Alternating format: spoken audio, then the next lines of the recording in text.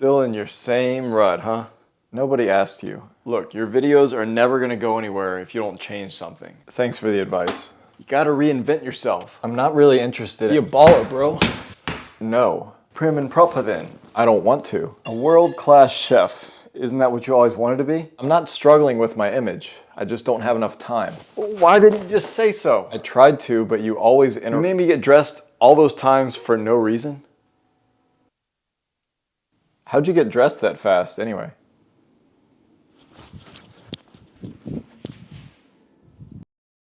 I love doing food fusions on this channel with dishes from different cultures. I do a lot with Korean foods because one, I just love Korean food, but also it's so compatible with a lot of different types of flavors. And I'm probably not the first person to do this, but this is a Korean inspired spaghetti and meatballs.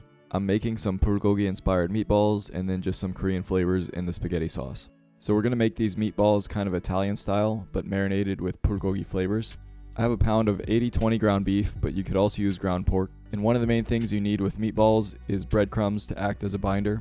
A lot of people soak panko breadcrumbs in milk or even water. Some people use other dried breadcrumbs, but I have these sourdough slices that I need to get rid of. So if the bread isn't stale yet, the best way to do this is with a box grater in my opinion. I think you only need like a quarter to a half cup of breadcrumbs in total. I'm just using one slice of this sourdough. Then I'm adding in 2 green onions that were finely minced, 1 egg which will also act as part of the binder. Then I'm grating in 2 to 3 cloves of garlic and about a 1-inch knob of ginger. Seasoning with a tablespoon of soy sauce and a teaspoon of sesame oil. About a tablespoon of honey or brown sugar. I'm using corn syrup because that's what I like. Then a good bit of freshly cracked black pepper and a pinch of gochugaru. I'm just going in there with a glove and mixing this until it's homogeneous. You just want to try not to overwork it because it can become rubbery and you want it to remain tender. So once it's evenly mixed, I can set that aside for about 20 minutes just to set. And once I'm ready to roll these out, I'm going to wet my hand so it doesn't stick, and you can roll these into any size you want. I'm choosing to go fairly small, like a little bit smaller than a golf ball. I think that's the best ratio for it to cook evenly on the outside without being overcooked on the inside.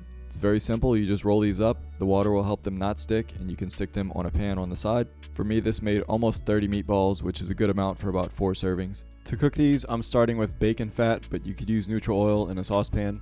Once that's fairly hot on medium-high heat, I'm layering in the meatballs in 2 batches just to not overcrowd. They'll sit and sear over the course of 3 to 4 minutes, and then you should be able to flip them on the other side. Just be careful because some of mine were sticking to the bottom and breaking apart when I tried to move them. But with this size, I only think you need to sear 2 sides. You don't need to try to get the other sides and all around it. They're all going to cook through in the sauce anyway, and we're just trying to add some Maillard flavor to it. Once I'm finished with the second batch, you'll see the fond that's on the bottom that's really close to burning. By the way, if it is starting to burn before this point, you can add a little bit of water just to deglaze it so you can keep cooking the meatballs. But now I'm going to go in with about a half of a yellow onion that I've fairly finely diced. The water that the onion releases will help me start to lift off the fond from the bottom of the pan, but they will soften and brown. I'm only giving them like 5 minutes before I grate in 2 more cloves of garlic and a little bit more ginger. And now before fully deglazing, I'm going to toast 2 more things, and that's a couple tablespoons of tomato paste as well as a few tablespoons of gochujang. Both of these are pretty different flavors, but what they have in common is that they're going to adhere to the bottom and bring a lot of depth of flavor to this dish. They will burn if you're not careful, so keep an eye on them, and when they get to that point, we can deglaze with a half a cup of stock or water.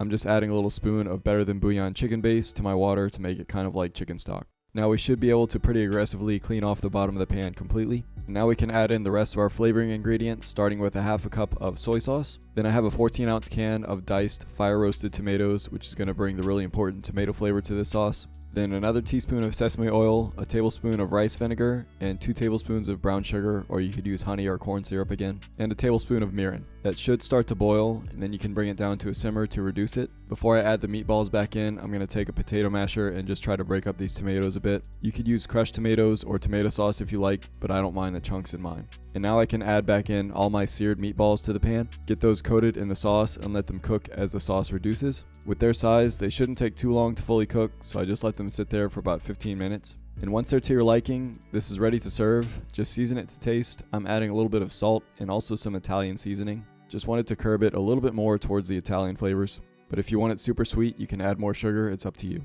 In the meantime, I had some salted boiling water going, which I added about 2/3 of a pound of angel hair pasta. You could definitely use spaghetti or just some kind of Asian style wheat noodle, but this is what I had in my pantry. Once you're ready to serve, just lay a nice bed of the pasta down, or alternatively you could mix this with the sauce. I just wanted to keep it separate.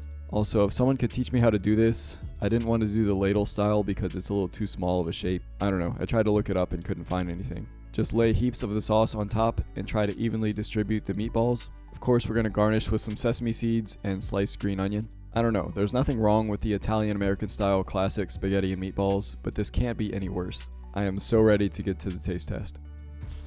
I know I've done countless of these, but Korean fusions just always hype me up. Their flavors go well with just about anything. And if you know me, then you know bulgogi is my favorite food, so putting this into a pasta with meatballs, nothing like it. And yeah, it's probably silly to eat this with chopsticks, but it's convenient, I don't care. Starting with the pasta, cheers. And a meatball. That's the stuff right there.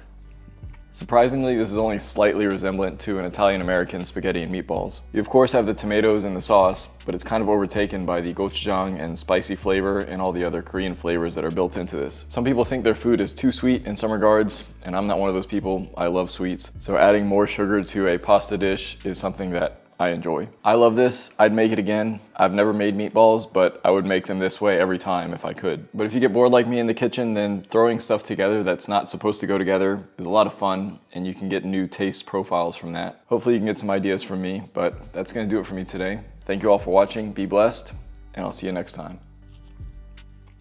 My passport is probably permanently banned from Italy.